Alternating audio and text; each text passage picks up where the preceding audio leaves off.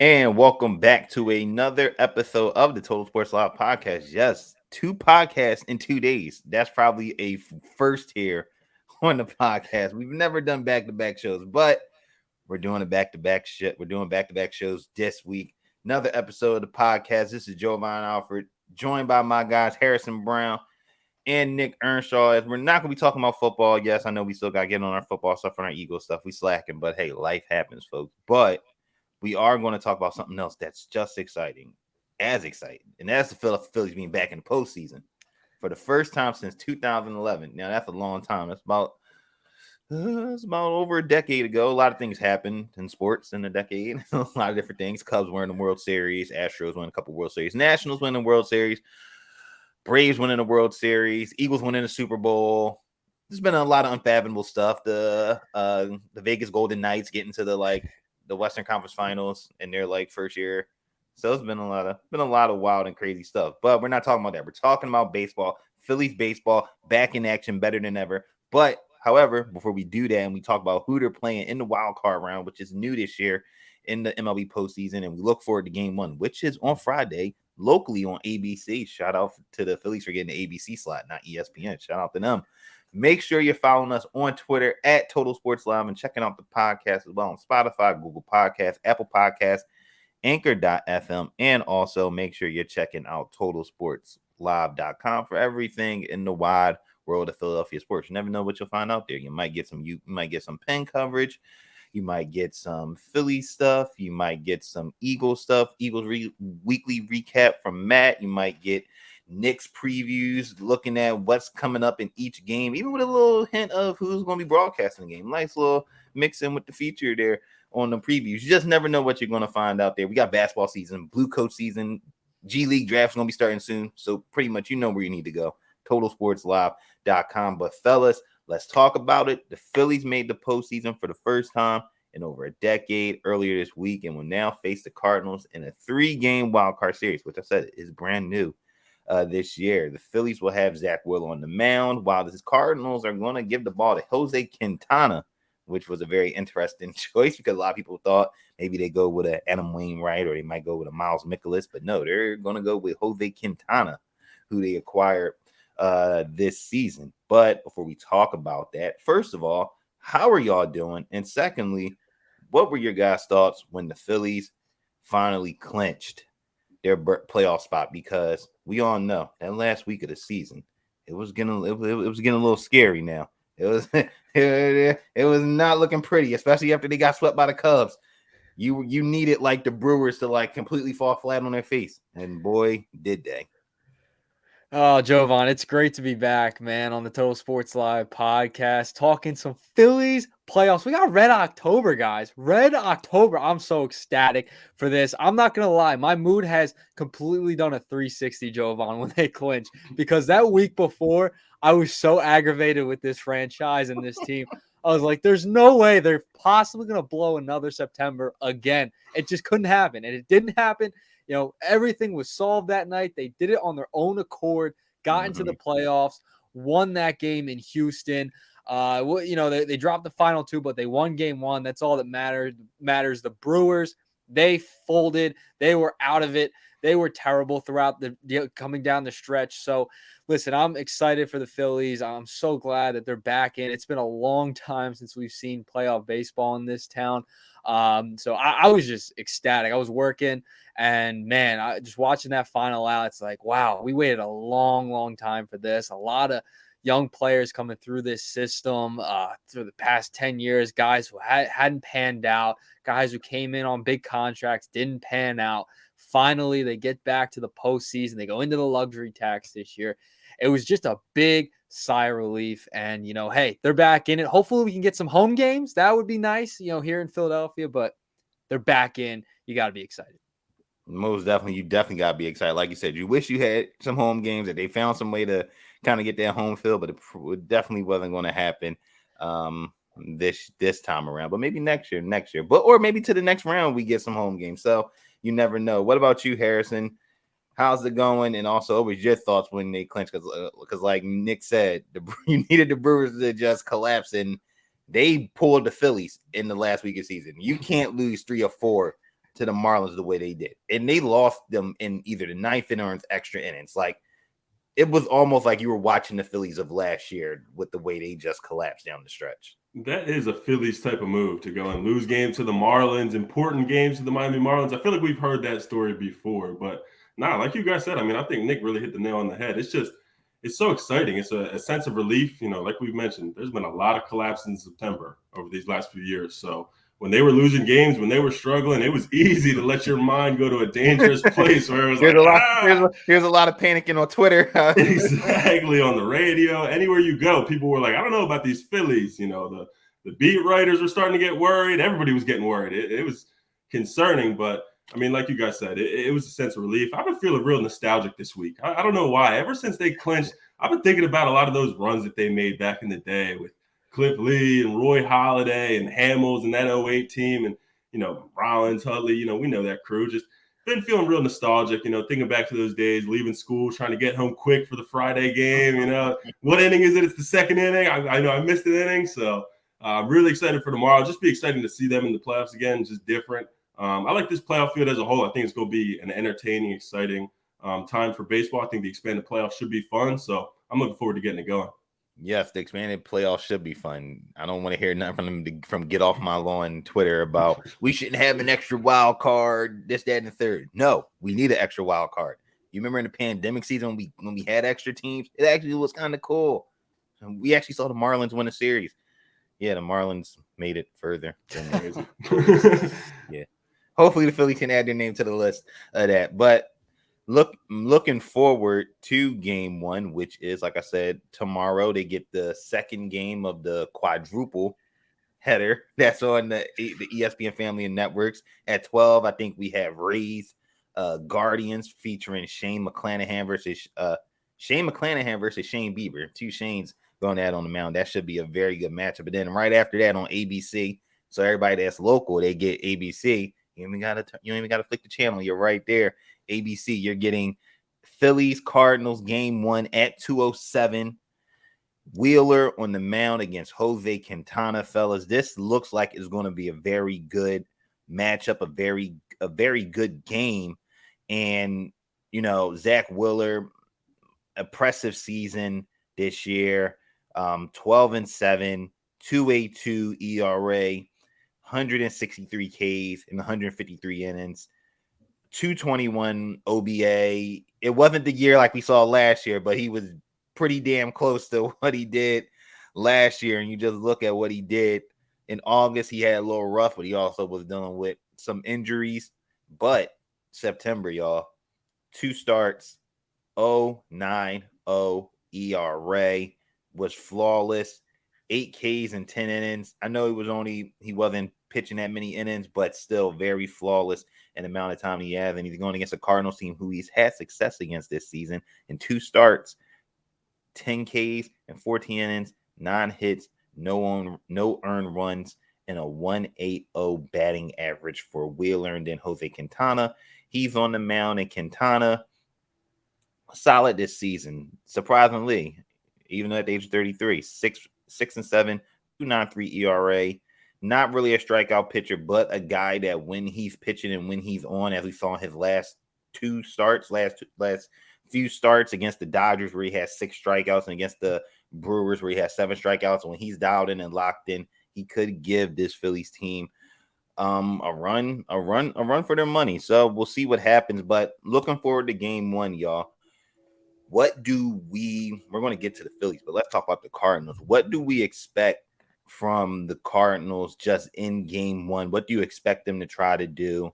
And how do we think the Phillies are going to match up on the mound and at the plate with this team, especially in game one? Because this is the game where you can really set the tone, and how we say it like in basketball or in hockey, when it's game one, you can still that home field advantage and really put pressure on the Cardinals. What should the Phillies be expecting from this Cardinals team? Because they're a pretty good offensive team as well.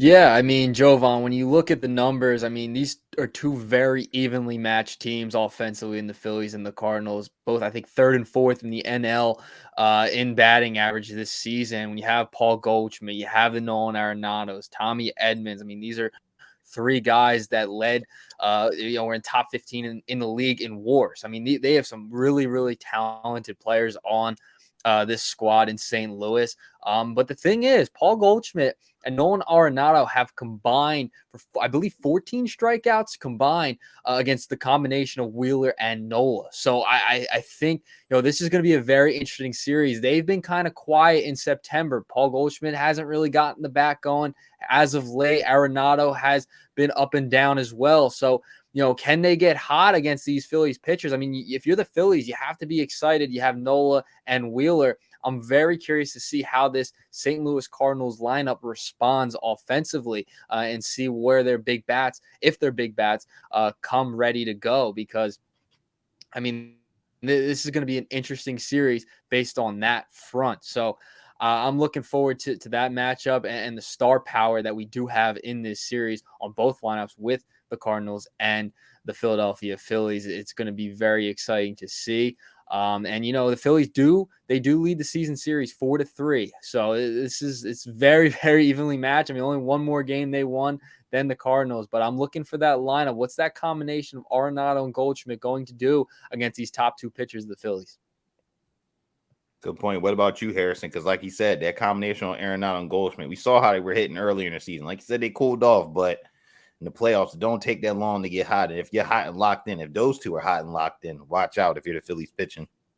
It's an outstanding duo, and this is the time of year to do it. And both of these guys have some experience in postseason situations. So, it's certainly possible. But Nick makes a great point. They really have struggled against that combination of Nola and Wheeler. And I think just looking at Wheeler's last start versus the Cardinals in that July 3rd game, back on July 4th weekend, it was a really exciting weekend, Sunday Night Baseball. 7 scoreless innings for Wheeler in that outing. Really looked well. Phillies got a combined shutout, 4-0 win.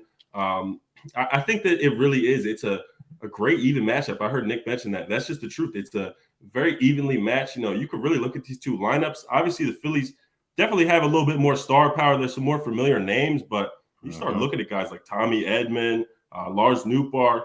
It's kind of a toss-up. Obviously, they have their two pieces as well. They've got their big names. So I think the lineups are a toss-up. Where I really think the Phillies get the advantage is the starting pitching. I think having guys like Zack Wheeler and Aaron Nola is where that defining point is. Jovan, you mentioned it. Jose Quintana has had a nice season this year. He's definitely been a nice addition for them. They acquired him from the Pirates at the trade deadline. But, I'm going to hedge my bets on Zack Wheeler in that one. If I'm picking between Zack Wheeler and Jose Quintana in a, must-win game, because in this best 2 out of 3 series, game 1 is so important. Getting off to a fast start is so important. There's no home field. It's all home field advantage for the Cardinals. There's no, let's wait till we get back home. Let's try to get that set. No, you got to jump out the gate and go win tomorrow, in my opinion. But yeah, I think that's really where the Phillies have their advantage. I'll tell you this, though. The Cardinals are definitely the better defensive team. Cardinals are an elite defensive team. They're a very sound defensive team. They always have been. And the Phillies have taken strides. They've definitely improved, but it's not, it's not perfect. It's not always pretty. No. So that could give you a little bit of concern if you're just looking for in a playoff series where things can come down to 9th inning. I mean, I think it was the Brewers a few years ago. They lost in the wild card game because of a defensive error in the 9th inning. Like it can happen. So if you're looking at it from that perspective, I would definitely lean Cardinals. But I do like this matchup. It's evenly matched up. Nick mentioned it. 4-3 season series. The Phillies, they snuck out of it with the win, but it's a great matchup. I think this is definitely going to be a very entertaining series.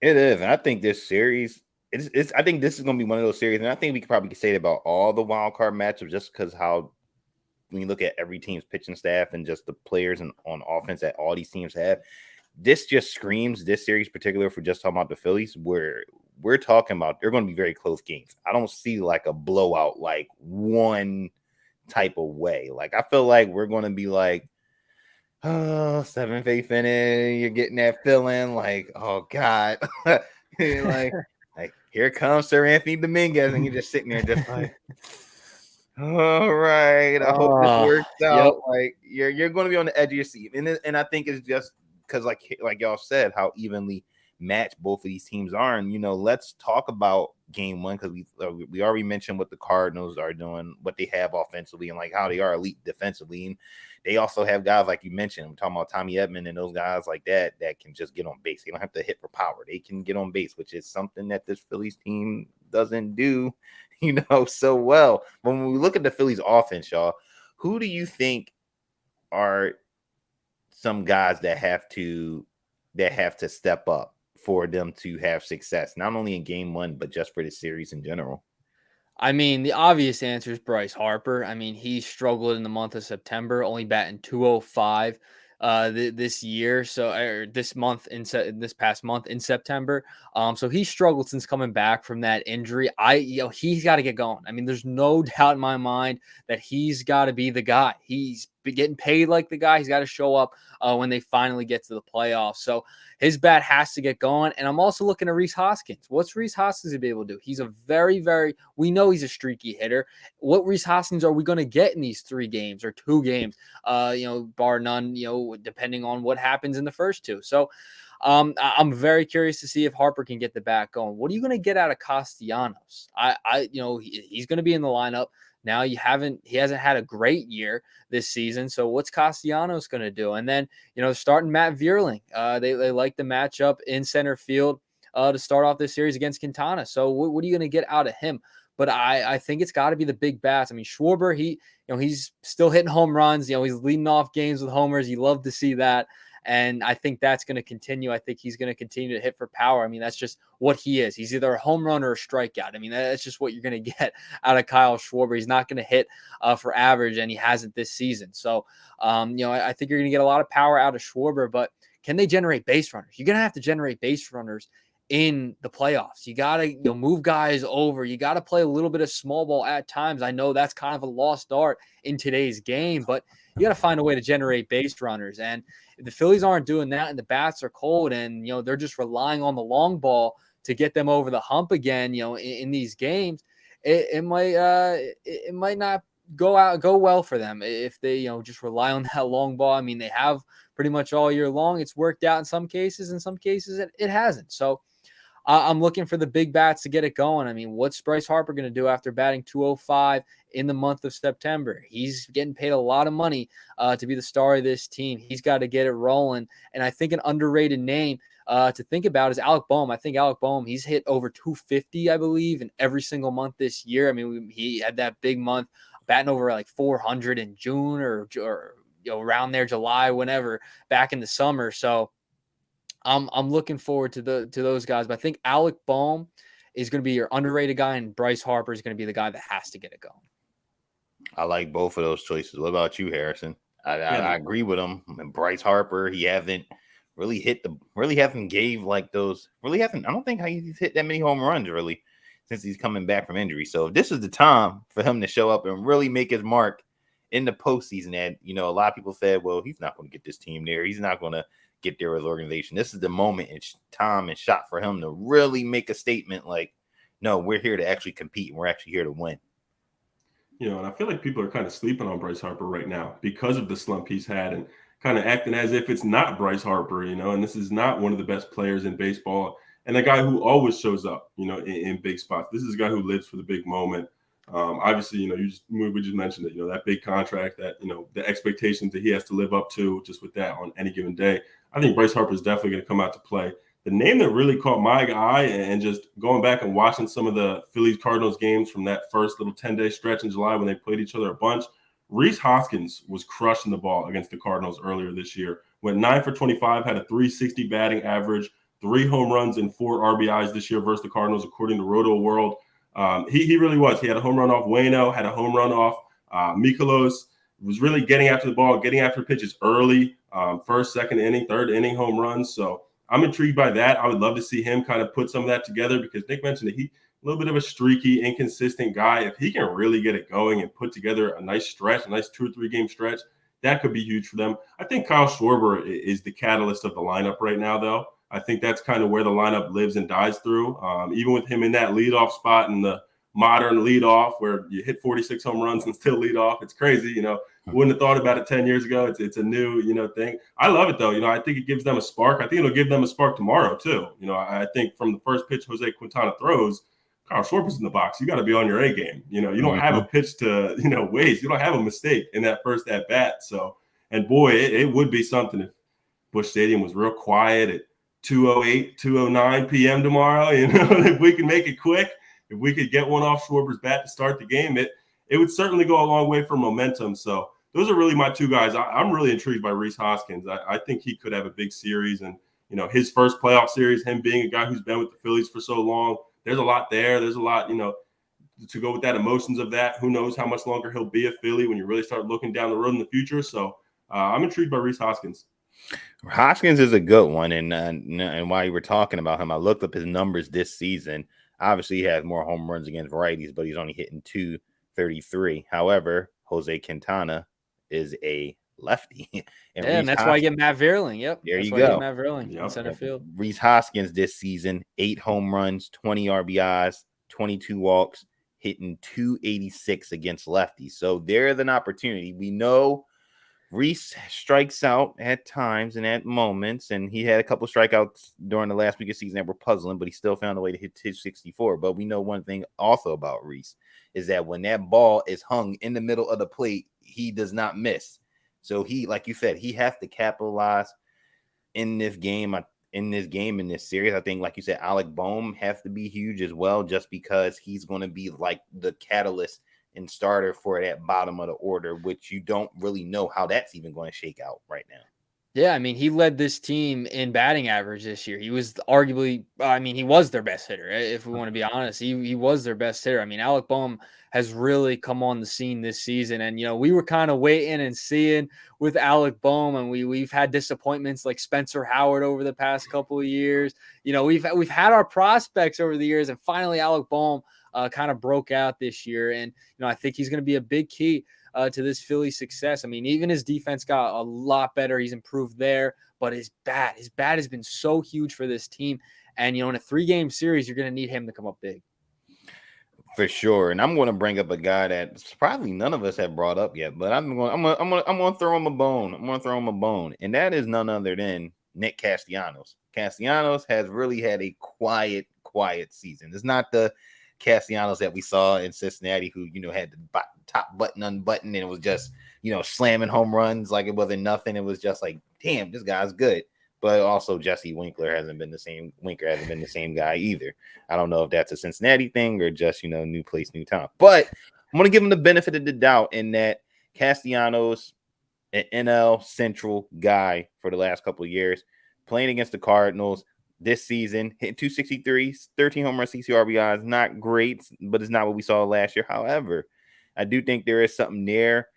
Left-handers, he against lefties this season, he's hitting 295. Obviously, only 122 plate appearances, not a ton, but very encouraging. And even in September, even though he did not hit a home run, I think he's obviously due to hit a home run eventually, and it could happen in this series.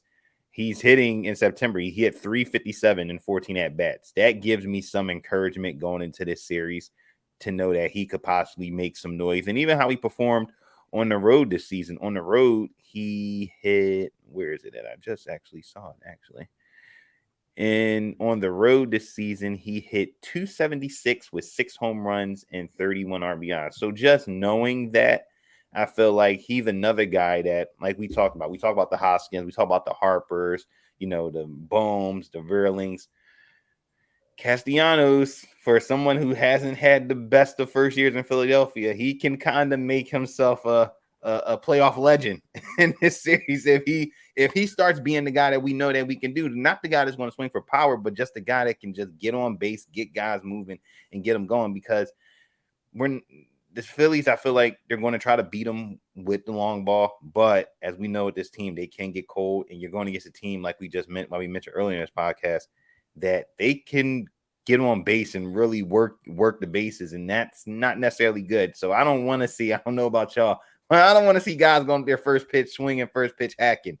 Take a little bit of time, take a couple pitches, work that count to get into favorable hitter count, and then pounce. I don't want to see how they did in the Cubs series where it was just guys were just going up there swinging. It's just like, what are you doing? Like, take a pitch for a minute. No, I hear you. And like we were saying about the Cardinals defensively, even if you're doing that and you're just poking the ball in play, if you're playing a bad defensive team, maybe you can beat the throw out. Maybe you get an error. This Cardinals team, man, they're really fundamentally sound. They do the little things right. They always have. That's kind of the Cardinals, calling card. They're a well-coached team. They always have been. Oliver Marmorall, in his first year this year as their head coach, or their manager, but he's been around for right. Exactly, Nick. You feel me? Like head coach is a football, basketball. I don't think head coach is really a baseball term. Like, so I had to get that one there. But no, he's done a nice job this year though, and that's someone they really wanted out in St. Louis. They wanted him to take over when Mike Schilt left. So I think that the Cardinals, they're definitely going to be a tough out for the Phillies. They're not going to lose the series for the Phillies. The Phillies are going to have to go out there and make plays. They're going to have to go out there and hit the ball. The Cardinals aren't going to go make errors and make mistakes and swing at bad pitches, get caught stealing. Like, they're a fundamentally sound team. The Phillies are going to have to do things to win this series. And the bullpen's going to have to step up too. The bullpen is really going to have to lock down. I'm talking David Robertson. You think the Phillies 3 guys right now in the bullpen that you feel the most secure with is Jose Alvarado, who I didn't know has been one of the best relievers in the second half. He's been ridiculous. Yeah. He's been ridiculous. But that's the thing. He's another one of those players. When he's on and he has his 100-mile-per-hour pitches working and them sliders working, he's unhittable. He's untouchable. Yeah, I mean, and like the fact he went down to AAA this year, comes back, like he was awful in the beginning of the year, comes back, works on that sinker, and is just getting so many swings and misses with it. I mean, it's unbelievable what he's been able to do. So got to give credit to Alvarado for going down in the minor leagues, working on his game, refining his game, and coming back and just been absolutely dominant.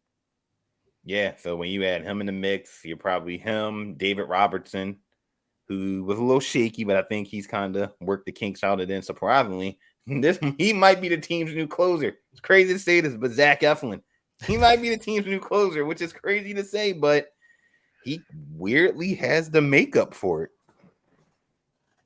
He looked good the other night in that game where they clinched versus Houston. I did, like you said, I kind of like it. You know, it's different. And first of all, even if it's not long-term, it certainly helps for this postseason run, right? Like, even if you move Eflin back to the rotation next year, it's certainly a boost right now to have him in that bullpen to strengthen it up there. So I did like that. That caught my eye as well, Jovan. I thought that was an interesting move for the Phillies for this postseason. For sure, most definitely. This is the Total Sports Live podcast here on Anchor. I'm joined by my guys, Harrison and Nick, talking about Phillies baseball, playoff baseball, which begins on Friday afternoon at 2:00 on ABC. And let's talk about a couple more topics here, fellas. Let's talk about series predictions. What do we think is going to happen in this series? There's not a 5-game series. It's not 7. It's not 5. It's not 7. It's only 3. Thank goodness it's not 1. I was that right. The panic will be on. The hysteria will be on. But they get 3. They get a regular 3-game series. What do y'all think happens and takes place in St. Louis this weekend? Oh man, this is a tough one for me. This is such an evenly matched series. I think the Phillies, they have the edge. I think if Zack Wheeler and Nola really show out, I think the Phillies got a shot. I really do. They're going to have to get good starts out of them, and they're just going to have to be backed up with some decent run support. Just decent run support I think they can live with if you get good starts out of Nola and Wheeler.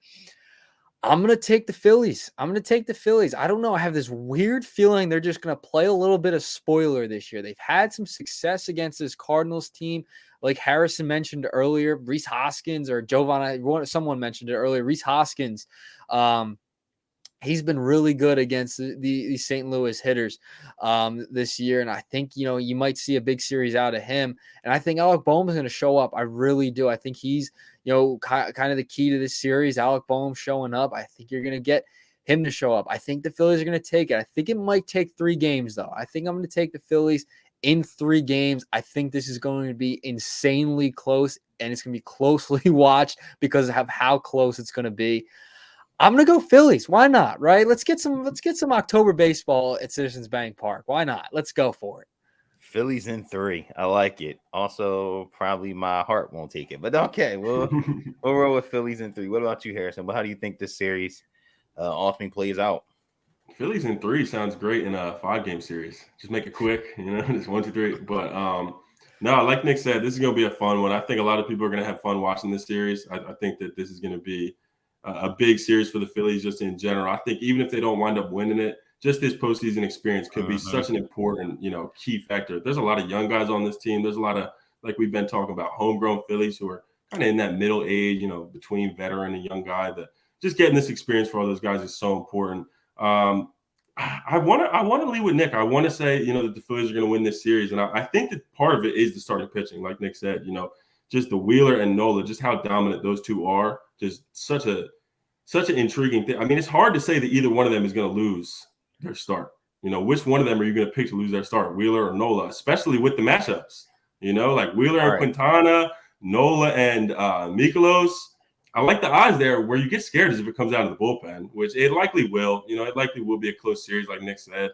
And if they get through this, they played the Braves tough this year. They went 8-11 against the Braves. Obviously, that's not a winning record, but Braves are one of the best teams in baseball. Eight wins versus them. Okay, not the worst. And we've seen crazy things in the playoffs. It's all about getting hot at the right time. So I want to say Phillies. I think the playoff baseball in Citizens Bank Park would just be electric for the city, for this area. But I think regardless, I think that this, it's not great to say this, but I think this postseason run really is more about next year. I think it's really more about building up. I think this is more of an experience type of thing. I think the Cardinals should be the betting favorites in this series. Like if you're talking about putting money on this, I'm probably throwing my money on the Cardinals. It is what it is. So we're getting right down to it there. I guess I'll go Cardinals in the logical sense of it. But you can make a case for either team. I mean, we've talked about it this whole show. This is an evenly matched series. The Phillies, I don't think it would surprise a lot of people if they wind up going out there and winning this series and then playing the Braves tough, and we'll see what happens from there. So I guess logically I'm going to go Cardinals, but certainly hoping for some playoff baseball at Citizens Bank Park soon. And I think that's right what both of you said, just because this is that close of a series. Like it's not one where you can say like advantage here, advantage there, advantage here, advantage here, and it's like the advantages for this team outweigh the other one. It's like, no, these teams are very close. And even when you look down, like I said, in the regular season, 4-3, like that just tells you how close it is. And you wonder just how the Cardinals playoff experience will play in this, because there's guys that have been there before. They know the situation. But then you could say on the other side, the Phillies team, they're in a situation where some guys have playoff experience, others don't. But the ones that don't, maybe that's a good thing because they don't know what to expect. So they're just coming in playing with house money. Shoot, man, we're just playing baseball at this point. We don't understand the magnitude of what's going on. We're just playing baseball. So I can't sway either way. I mean, like you said, conventional wisdom betting favorite right now on FanDuel. Cardinals are the betting favorite to win the series at -120. It's not crazy. It's a little light. It's not crazy because the Phillies are right there at +102. So even the markets are kind of saying this could go either way right now with these teams. I'm gonna say Phillies in 3, but it's not gonna be an easy 3. This is gonna be very tough. Like I think they still game 1. I think they still game 1 with Wheeler.